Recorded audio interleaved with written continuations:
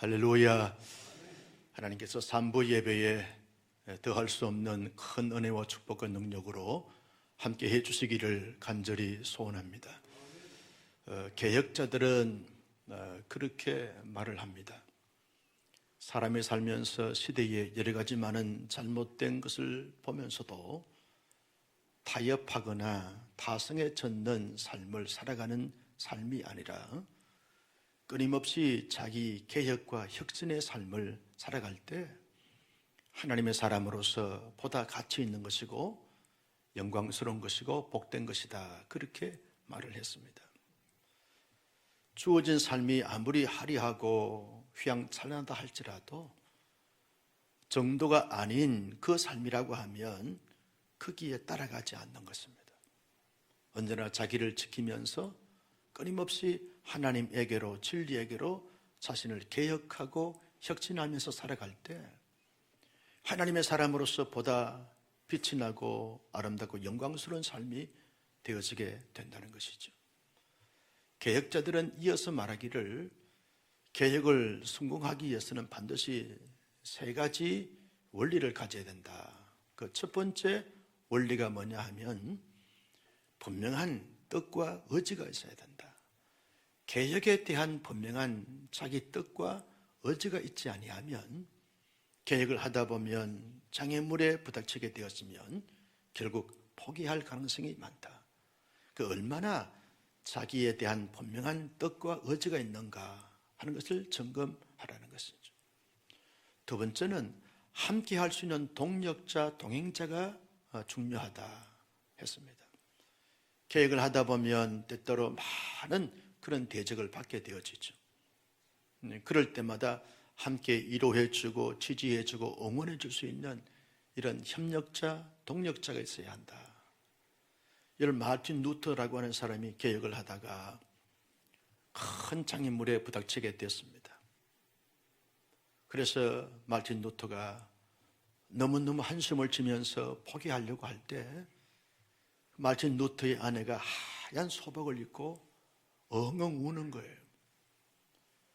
그래서 왜 우냐고, 그렇지 않아도 개혁하면서 힘들고 어려운데 왜 당신이 우느냐고 그랬더니 하나님이 죽었다고.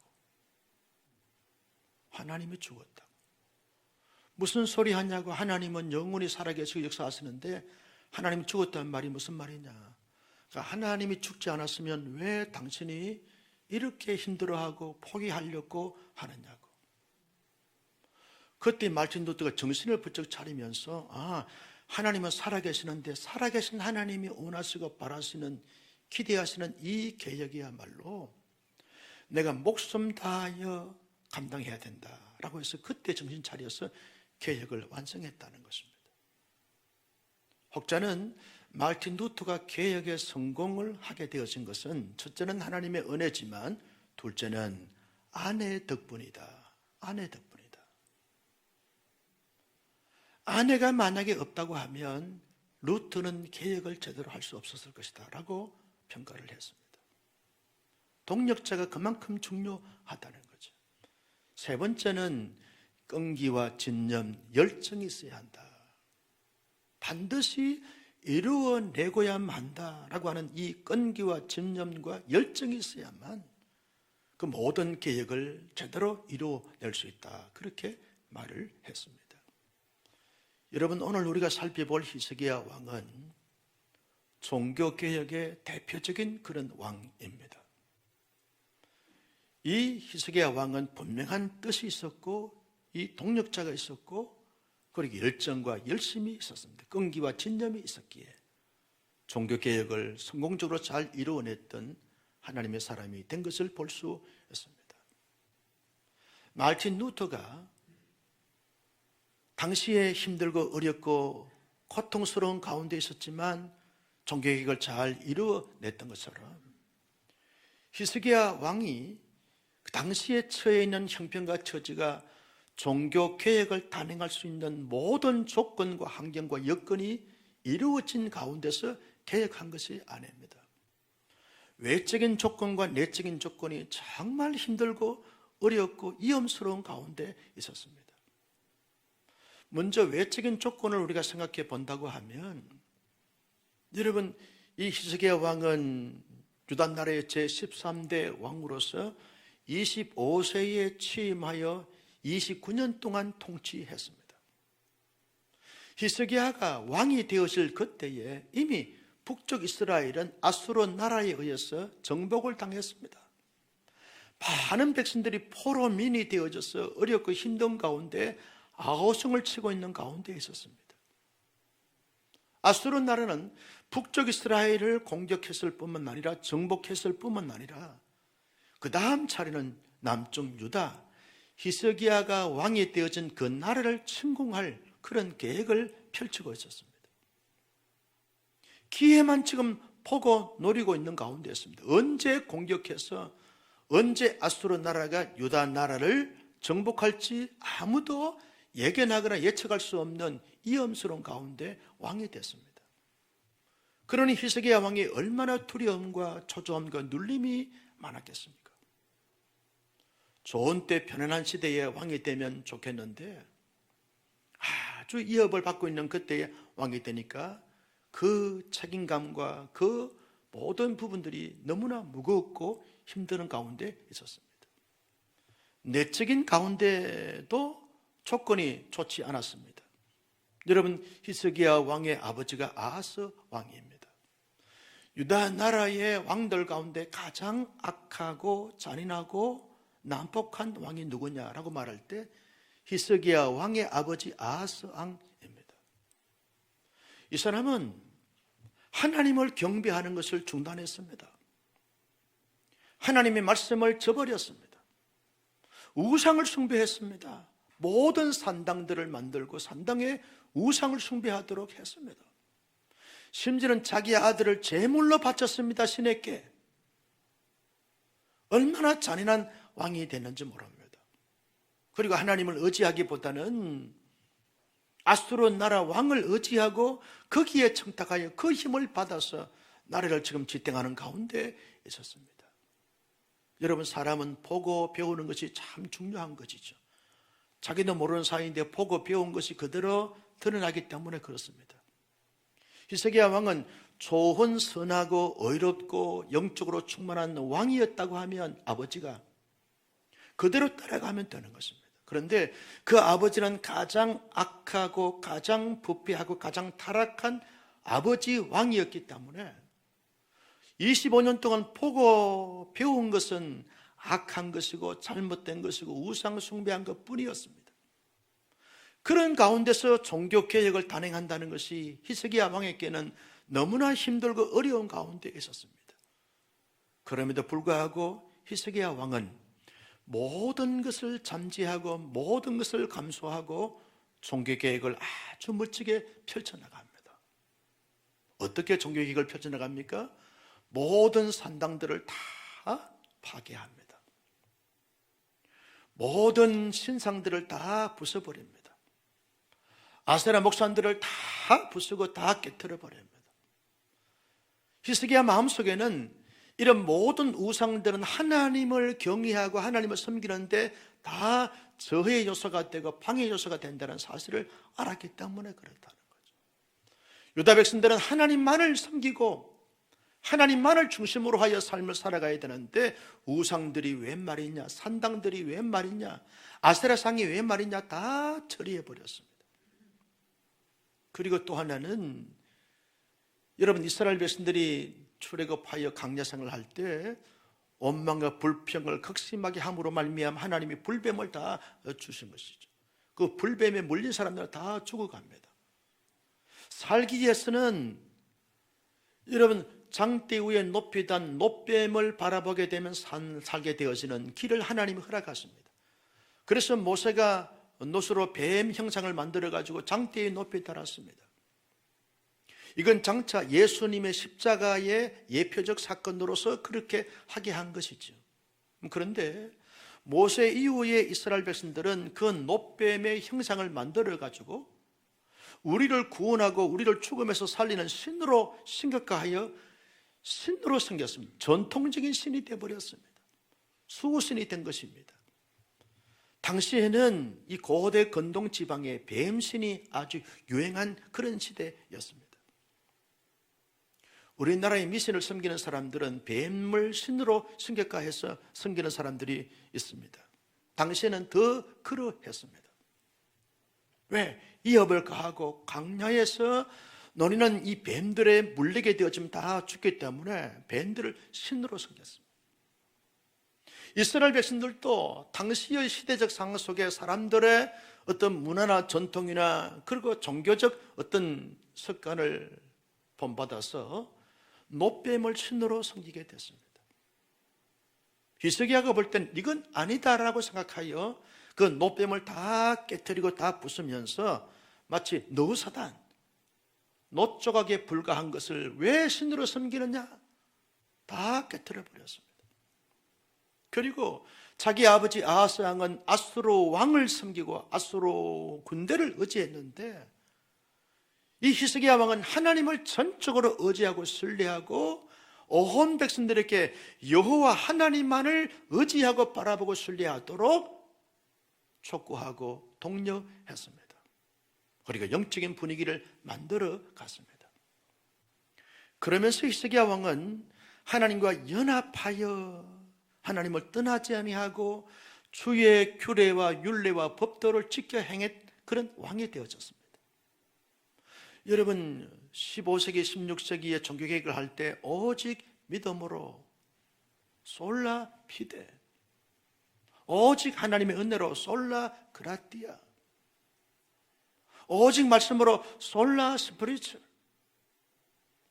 솔라 그로리, 하나님의 영광, 이런 캐치프레이를 가지고서 종교개혁을 단행을 했는데 일찍이 15세기 16세기의 종교개혁자들이 개혁하기 전에 히스기야 왕이 오직 하나님과 연합하여 하나님을 떠나지 아니하고 연합한다는 이 히브리어 단어를 보니까 하나님과 집착한다, 하나님께 집착한다는 거예요.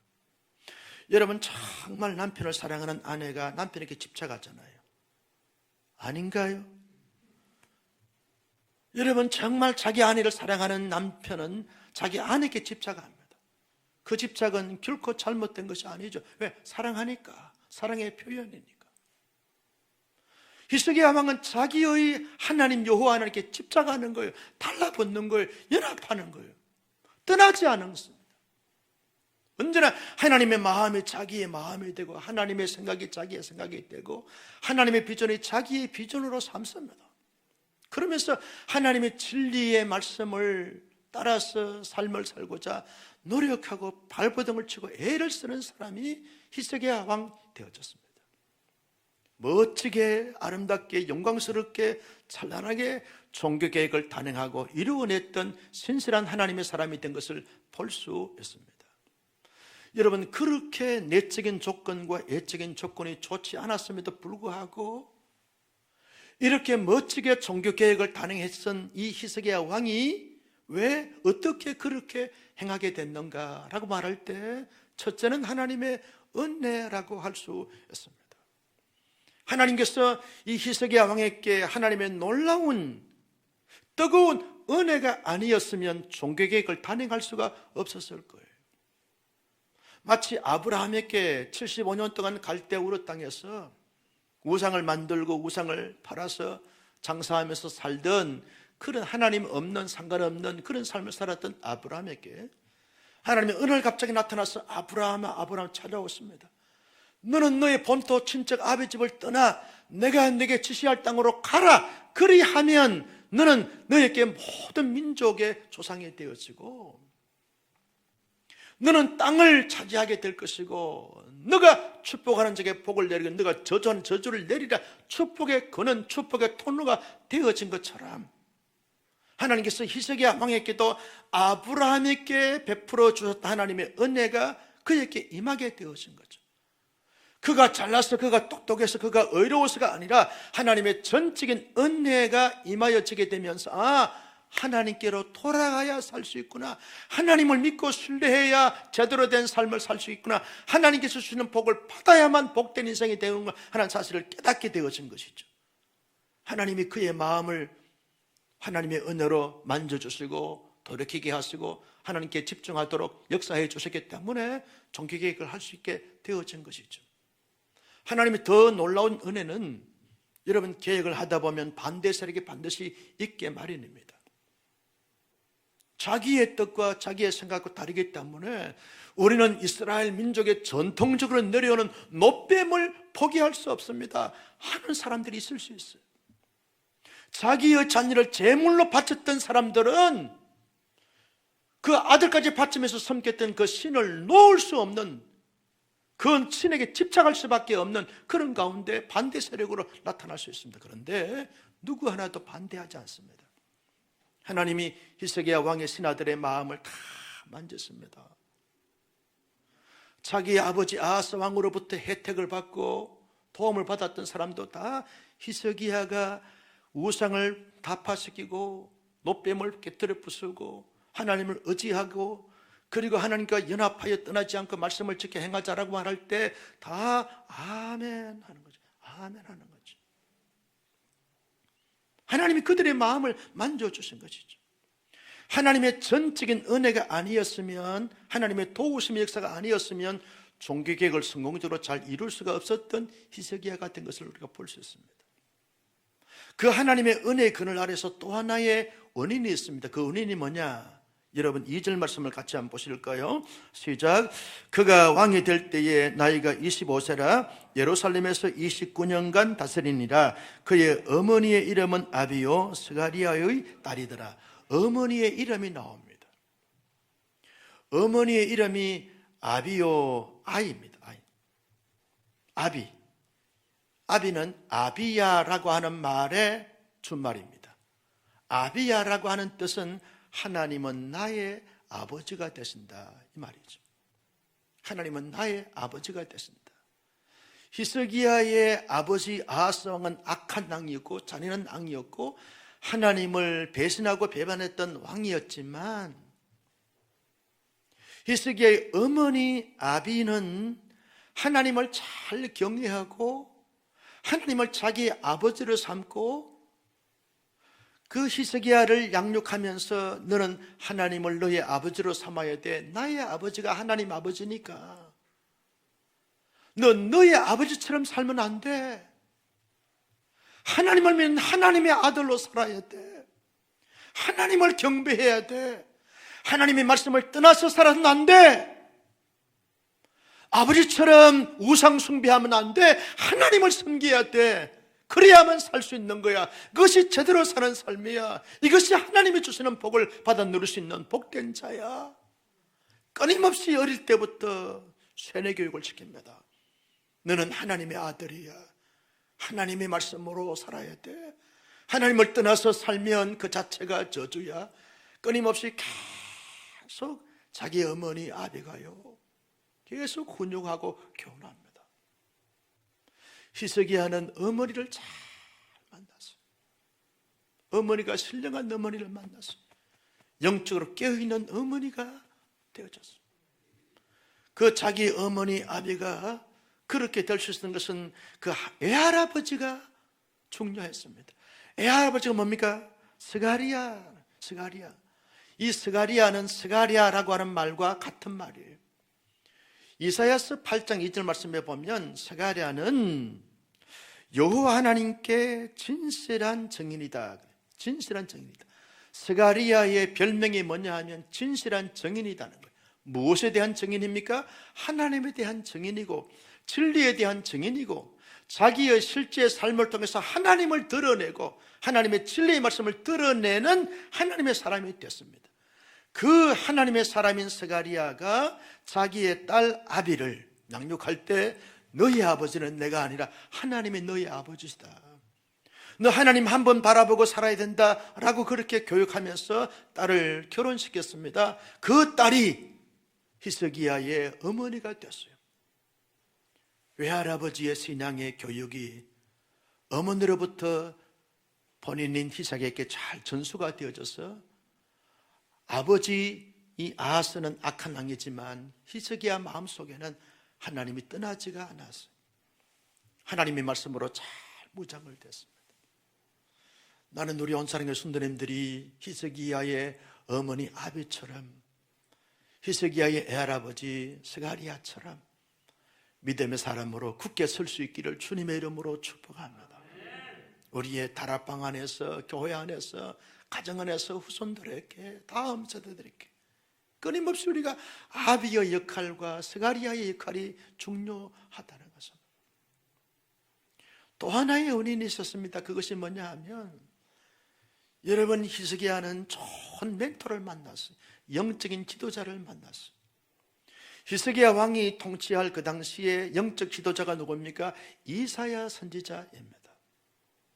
성경에 나오는 많은 선지자들 가운데서 가장 영적으로 선량하고 하나님의 말씀으로 잘 무장되어졌고 하나님의 계시를 풍성하게 받았던 사람이 누구냐라고 말할 때 이사야 선지자입니다. 제가 지금 꿈을 꾸는데 언젠간 우리 온사랑교회 주일 예배에 이사야서 말씀 전체를 강의할 날이 오기를 지금 손꼽아 기다리고 있습니다.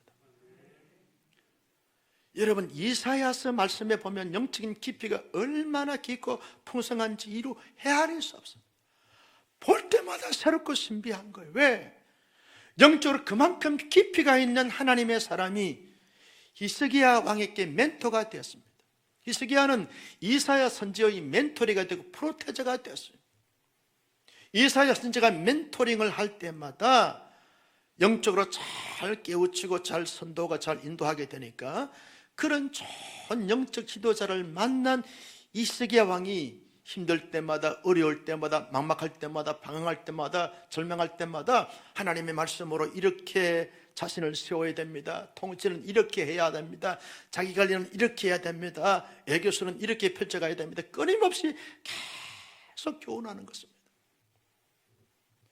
여러분, 영적 지도자하고 가까워지면서 좋은 멘토를 갖는 것은 얼마나 큰 축복인지 말합니다. 우리 온사랑교회 장로님들이 다 훌륭하신 멘토들인데 여러분들이 정말 가까이 친숙하게 지나면서 좋은 영적인 인도함을 받을 수 있기를 주님의 이름으로 축복합니다.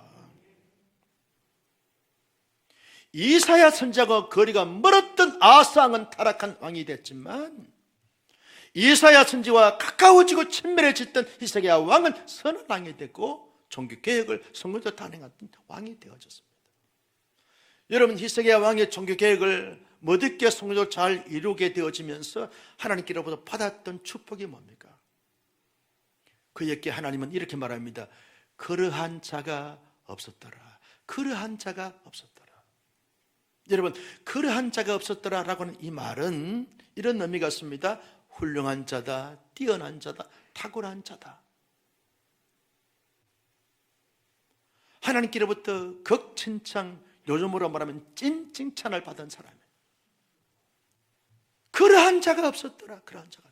따라서 할까요? 그러한 자가 없었더라.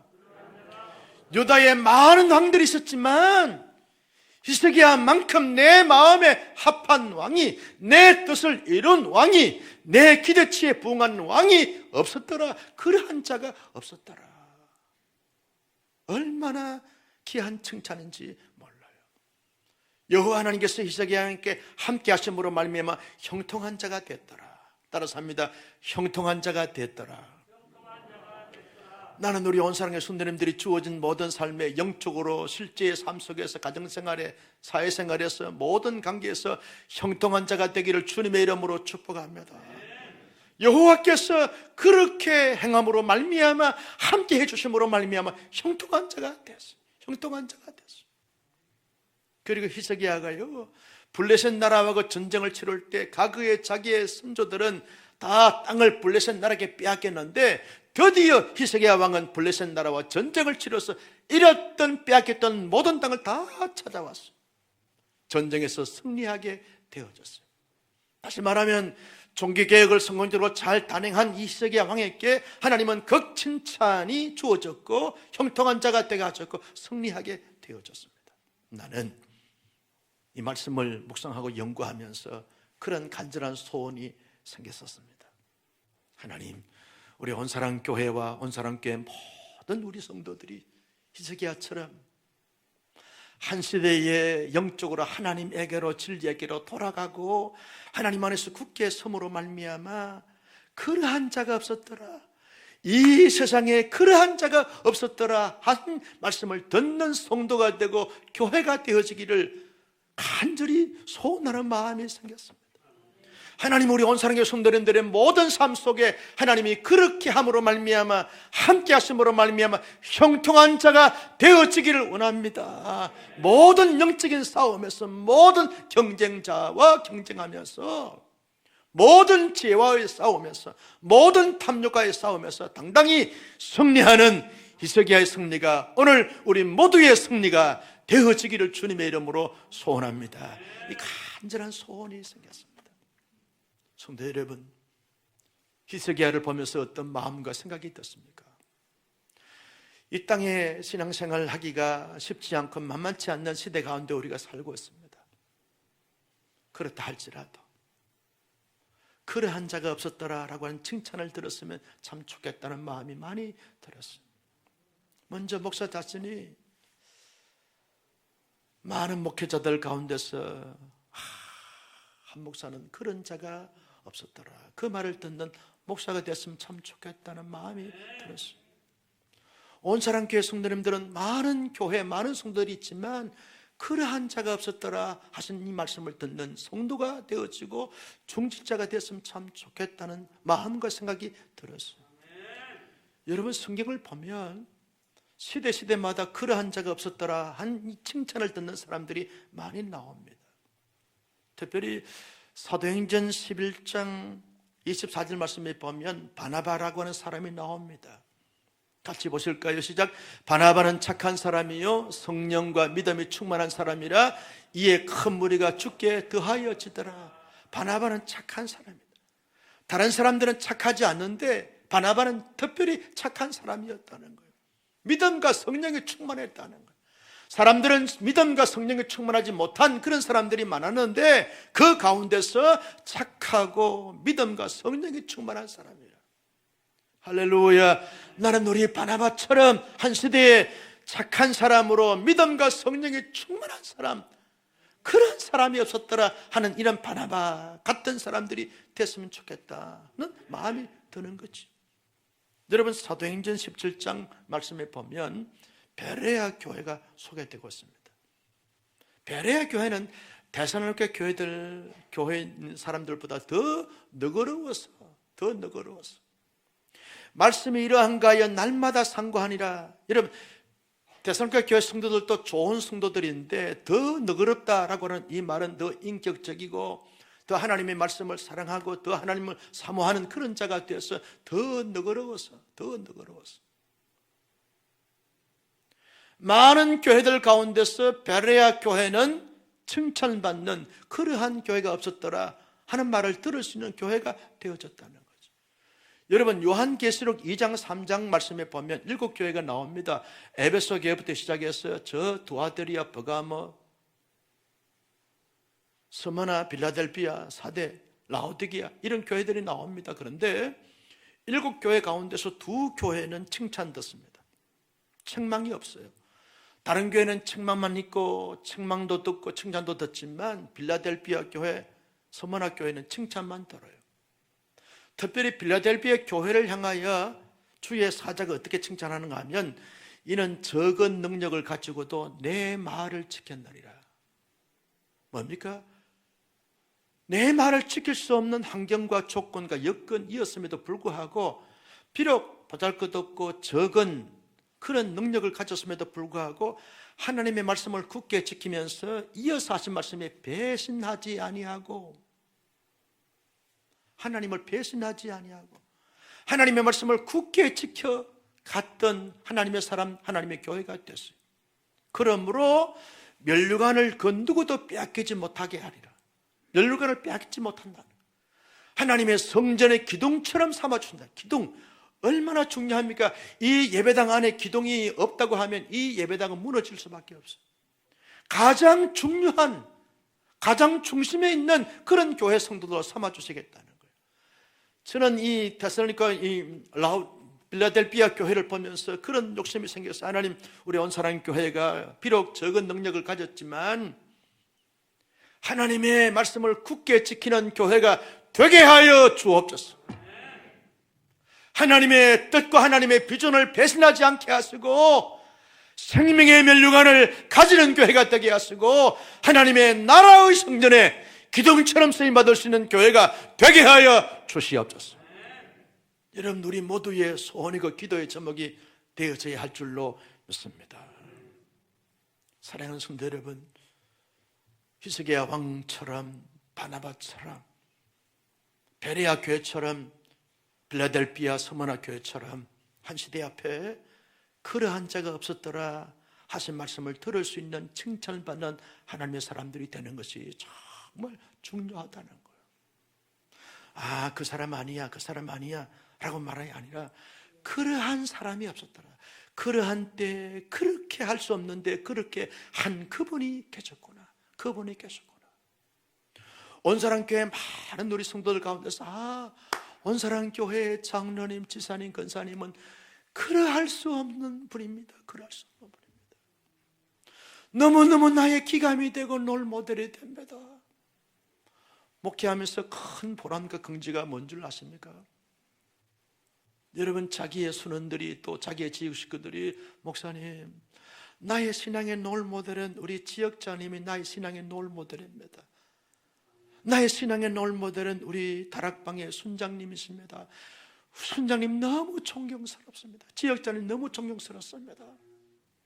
온사랑교회 귀한 장로님 너무 존경스럽고 본받기를 원합니다 하는 말을 들을 때 이런 마음이 들어요. 죽어도 여한이 없다. 아니, 죽긴 싫어요. 그런 마음이 든다니까. 너무나 자랑스러워. 그런 분들을 가리켜 그러한 자가 없었더라 하신 말씀이 되어지는 것입니다. 여러분, 누구나 신앙생활을 합니다. 그런데 한 시대의 신앙생활을 하면서 그러한 자가 없었더라 라고 하는 말을 들을 수 있는 신실한 하나님의 사람들이 되기를 주님의 이름으로 축복합니다. 무엇에 그런 자가 없었더라 하신 말씀을 들어야 하겠습니까? 먼저 믿음에 있어서 그러한 자가 없었더라 하신 말씀을 들어야 하겠다는 거죠. 믿음에 있어서. 누가복음 7장의 말씀에 보면 예수님이 공생의 사역을 막 펼쳐나가실 때에 로마에서 파견된 한 백부장이 자기 집에 종이 한 명 있었는데 그 종이 죽어가는 거예요. 빨리 유대교회 장로들을 초청해다가 예수님께 보냅니다. 예수님 모셔오시라고. 내 종을 살려야 되겠다고. 그래서 장로들이 가서 예수님을 초대하여 제 백부장 집으로 갑니다. 가는데 예수님 백부장 집에 가까이 갔을 때 이 백부장이 예수님이 자기 집에 들어오신다는 사실을 알고서 자기 친구들 몇 명을 보냅니다. 친구들에게 이렇게 말하라고 말을 합니다. 내 집에 들어오심을 나는 감당하지 못하겠사오니 말씀만 하옵소서. 그러면 내 종이 낫겠나이다. 이 말을 꼭 전하라고 친구들을 보냅니다.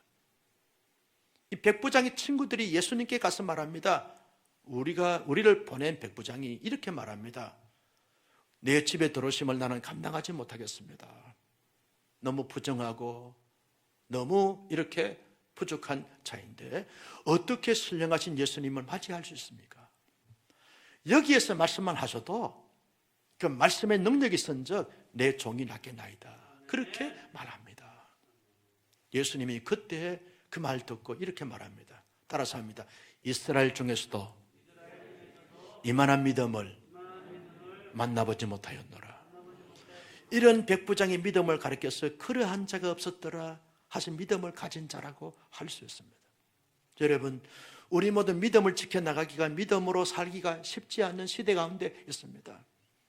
이런 코로나 팬데믹, 오미크론 확산, 이것으로 말미암아 많은 사람들이 위협하고 두렵고 눌리고 있지만, 확진이 돼서 고통 속에 있지만, 그래도 그 가운데서 하나님에 대한 믿음, 예수님에 대한 믿음, 성령님에 대한 믿음, 진리에 대한 굳건한 믿음을 가지고 믿음에 있어서는 그러한 자가 없었더라 하신 말씀을 들을 수 있는 온사랑교회 모든 교우들이 되기를 예수님의 이름으로 축복합니다. 두 번째, 어떤 부분에서 그러한 자가 없었더라 하는 말씀을 들어야 하겠습니까? 사랑함에 있어서 그러한 자가 없었더라 하는 말을 들어야 하겠다는 것입니다. 여러분, 바울이 여러 교회들을 거쳐갔는데 특별히 데살로니가 전서에서 이렇게 말합니다. 내가 형제 사랑에 대하여 더 할 말이 없다. 계속 그렇게 하고, 데살로니가 성도들을 보면서 형제 사랑에 대해서는 할 말이 없다는 거예요. 너무나 사랑하니까, 너무나 진실된 사랑을 하니까 이로 하나님을 사랑하고 아래로 형제 자매들을 사랑하고 공동체를 사랑하는 그 사랑을 보니까 할 말이 없다는 거예요. 그래서 계속 그렇게 하고 감동이 지기지 않습니까?